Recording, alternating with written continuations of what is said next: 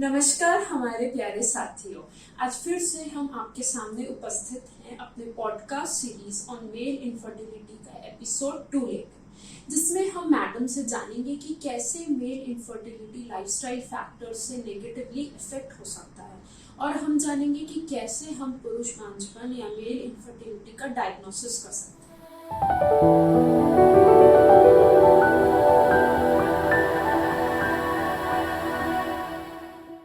Good evening ma'am. तो ma'am, आज आप हमारे दर्शकों को बताएं कि कौन से ऐसे कॉमन लाइफस्टाइल फैक्टर्स हैं जो मेल इनफर्टिलिटी को बढ़ा सकते हैं।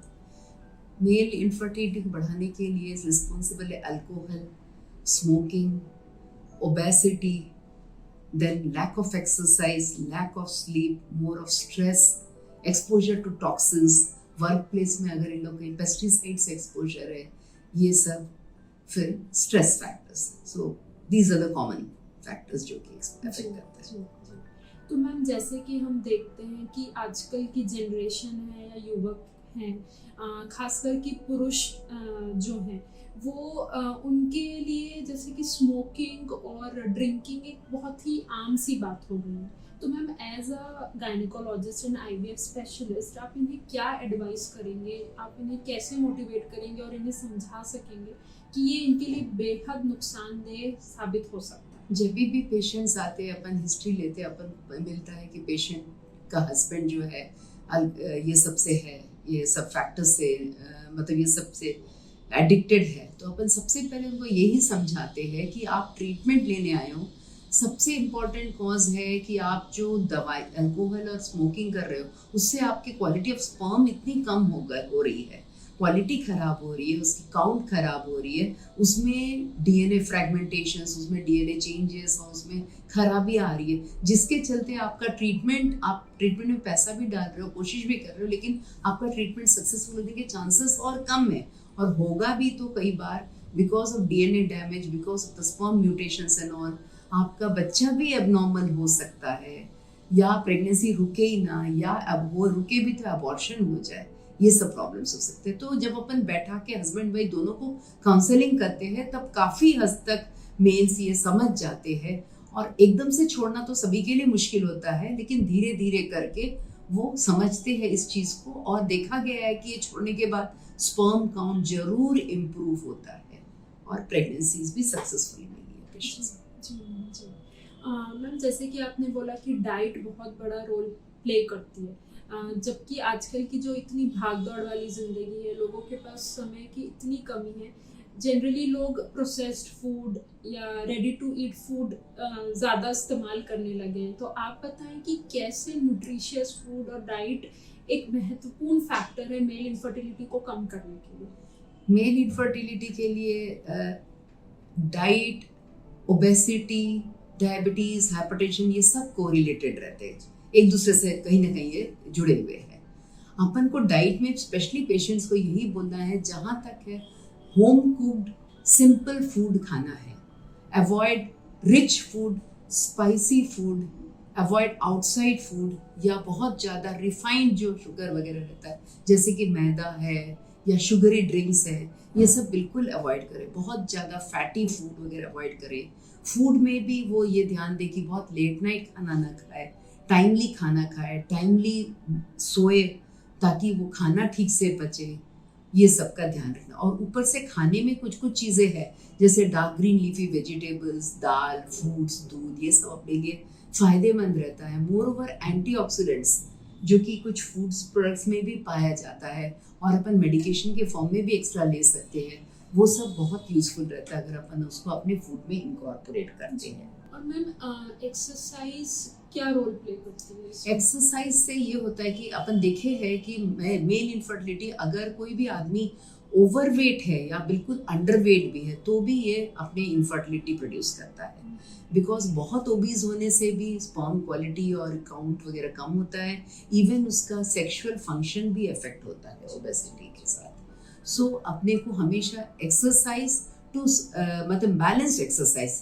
जैसे 1 घंटे करीब अपन 5-6 दिन हफ्ते में करें, रेगुलर करते रहे, तो उससे अपना बॉडी भी फिट रहता है, वेट भी कंट्रोल रहता है, एंड अपना एक्टिविटी भी बेटर रहता है। बहुत एक्सेसिव एक्सरसाइज से भी कई बार देखा गया है कि स्पर्म क्वालिटी अफेक्ट होती है। अच्छा, जी, जी। मैम, ज़्यादातर हमने अभी तक ये सुना है कि फीमेल्स का एज को लेकर बायोलॉजिकली बहुत रोल होता है इसमें, लेकिन क्या ये एज फैक्टर जो है ये चीज़ उतना ही इम्पोर्टेंट है मेल्स में भी? हाँ जरूर, क्योंकि फीमेल्स में अपन देखते हैं कि 35 के बाद जनरली उनकी अंडा बनने की क्षमता वगैरह कम होती है, बट मेल्स में भी होता है, थोड़ा लेट जरूर होता है 40-45 के बाद। उस उनमें देखा गया है बिकॉज ये स्पर्म की क्वालिटी कम होती है, स्पर्म का काउंट भी कम होता है, कई बार एबनॉर्मल स्पर्म्स ज़्यादा दिखते हैं, तो कई बार स्पर्म्स में म्यूटेशंस ज़्यादा मिलते हैं। इवन बहुत एल्डरली मेल्स के जो बच्चे भी होते हैं कई बार उसमें भी एबनॉर्मलिटीज़ पाए जाते हैं, कंजेनिटल डिफेक्ट्स मिलते हैं। सो एज जरूर इफेक्ट करता है। एज के साथ जो अपने मेल्स में chances of diabetes, hypertension, kidney disease, ये सब भी साथ ही साथ इंसिडेंस इसका भी बढ़ता है, उसके चलते भी अपने काउंट स्पर्म्स इफेक्ट होते हैं। तो मैम इतनी हमने अभी विस्तृत चर्चा की लाइफस्टाइल फैक्टर्स को लेकर, तो मैम एक नटशेल में अगर हम बोलें तो मैम ऐसी कौन सी आदतें हैं जिनको हमें अपनी ज़िंदगी में सम्मिलित करना चाहिए और किन से हमें बिल्कुल एकदम बच के रहना चाहिए? एक जनरल एडवाइस मेल्स के लिए ये है कि इनको proper exercise, proper diet, stress कम करना चाहिए, रेगुलर योगा, मेडिटेशन, एक्सरसाइज करते रहना चाहिए, बाहर का खाना जहाँ तक अवॉइड करें, रिच फूड अवॉइड करें, टॉक्सिन्स, अल्कोहल, स्मोकिंग, ये सब तो बिल्कुल भी बंद करना है, लैपटॉप वगैरह जो अपन अपने ऊपर रख के काम करते हैं वो सब अवॉइड करना है, गर्म जगह पे अवॉइड करना है, पेस्टिसाइड एक्सपोजर या उनका काम अगर ऐसा कुछ होता है जिसमें कि पेस्टिसाइड्स या टॉक्सिन्स का यूज़ होता है तो उन लोग फुल प्रोटेक्शन लेके वो काम करें, रात को नींद उनकी पूरी होनी चाहिए, और बाकी ड्रग्स में इन लोग को जो भी मतलब यूजफुल ड्रग्स, एंटीऑक्सीडेंट्स वगैरह वो लेना चाहिए। जी, और मैम किन चीज़ों से बचना चाहिए? बचने के लिए इन लोग को जैसे सब्सटेंस अब्यूज, टॉक्सिन्स, पेस्टिसाइड्स, ये सब से जी, अवॉइड। मैम इतना सब सारा कुछ का ध्यान रखने के बावजूद किन्हीं पुरुषों के साथ ये समस्या अगर हो भी जाए तो मैम इसका कैसे डायग्नोसिस किया जा सकता है, क्या इनिशियल स्टेप्स वो ले सकते हैं और इस पूरे प्रोसेस में कितना समय लग जाता होगा? अगर कोई भी पेशेंट अपने पास आता है इनफर्टिलिटी लेके, कपल का अपन सबसे पहले हिस्ट्री लेते हैं, फिर एग्जामिनेशन चालू करते हैं। मेल पार्टनर का फर्स्ट पार्ट होता है उसमें सीमेन एनालिसिस।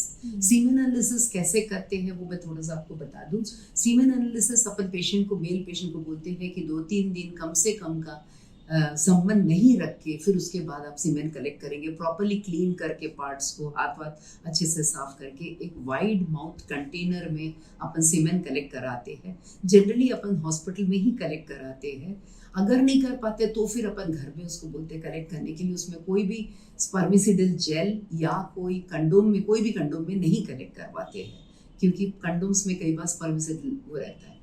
तो ये कलेक्ट करके विदिन 1/2 to 1 hour अपन उसको एग्जामिन करते हैं अंडर द माइक्रोस्कोप। उसमें क्या काउंट, क्या मोटिलिटी है, क्या मॉर्फोलॉजी ऑफ एंड क्या क्वांटिटी है, क्या कंसंट्रेशन है, वो पूरा अपन निकालते हैं। उसमें अगर कोई प्रॉब्लम निकलता है then we further investigate the patient. उस केस में अपन उनका हिस्ट्री लेना, examination of the patient, local examination, drug history, family history, past history of surgery, या कोई चोट लगी हो या कोई ऑपरेशन हुआ हो ऐसे, या कोई इन्फेक्शन हुआ था उनको, या उनका लाइफस्टाइल में जैसे कभी मल्टीपल पार्टनर्स वगैरह रहे हो, ये सब का पूरी हिस्ट्री लेते हैं अपन। और फिर उसके बाद उनको फर्दर टेस्ट करते हैं। उसमें टेस्ट में अपन हार्मोनल टेस्ट जैसे FSH, LH, testosterone, prolactin, thyroid, ये सब टेस्ट करते हैं। फिर कुछ और बेसिक और आगे इन्वेस्टिगेशंस में अपन उनका local sonography of the scrotum कर सकते हैं। ट्रांसरेक्टल सोनोग्राफी से अपन प्रोस्टेट ग्लैंड का पता कर सकते हैं या कहीं पर कोई ऑब्स्ट्रक्शन तो नहीं है, वेरिकोसील वगैरह, ये सब डायग्नोसिस हो सकता है। Still if there is some problem तो इन दैट केस अपन जेनेटिक स्टडीज के लिए अपन कैरियोटाइपिंग करते हैं और उसमें अपन को पता चलता है कोई जेनेटिक डिफेक्ट तो नहीं है, वो निकल। तो मैम ने तो काफ़ी सारे टेस्ट की इंफॉर्मेशन भी हमें दे ही दी, मैम बस एक आखिरी क्वेश्चन है आपसे कि मैम क्या कुछ ऐसे महत्वपूर्ण मेडिकेशंस होते हैं जिनको आप एडवाइस करेंगे? अगर स्पर्म काउंट कम है तो इन दैट केस कुछ मेडिकेशंस ऐसे जरूर होते हैं, लाइक एंटीऑक्सीडेंट्स जिसमें कि coenzyme Q10, lycopene, L carnitine, zinc है, vitamin C, vitamin E, to some extent they are useful. वो कुछ हद तक अपने काउंट को इंक्रीज करते हैं, इम्प्रूव करते हैं, अलॉन्ग विद अदर मॉडिफिकेशंस भी। Okay, thank you ma'am, thank you very much, thank you for your time. तो आज हमने पुरुष बांझपन से रिलेटेड कई सी अन्य जानकारी इकट्ठी की, पर हमारे प्यारे साथियों, हमारा लक्ष्य केवल इन महत्वपूर्ण जानकारी को आप तक पहुंचाने तक सीमित नहीं है, बल्कि हम तो ये चाहते हैं कि आप इनसे सीख लें और इन्हें अपनी दिनचर्या में फॉलो करें और ऐसी किसी भी परेशानी के लिए हमेशा के लिए निजात पा सकें। चलिए फिर अपना और अपनी फैमिली का खूब ध्यान रखिए। और आपको मैं फिर से याद दिलाती हूँ कि किसी भी प्रकार की संबंधित जानकारी या विस्तृत जानकारी के लिए आपको कौन से हॉस्पिटल विजिट करना है? जी हाँ, देवी लक्ष्मी हॉस्पिटल, जो कि टैगोर नगर में स्थित है। तो अब हमें इजाजत दीजिए, पर जाने से पहले do not forget to subscribe to our channel to receive the latest updates, क्योंकि हम आपकी खुशहाल जिंदगी की कामना करते हैं। Also you can post all your questions in the comment box below.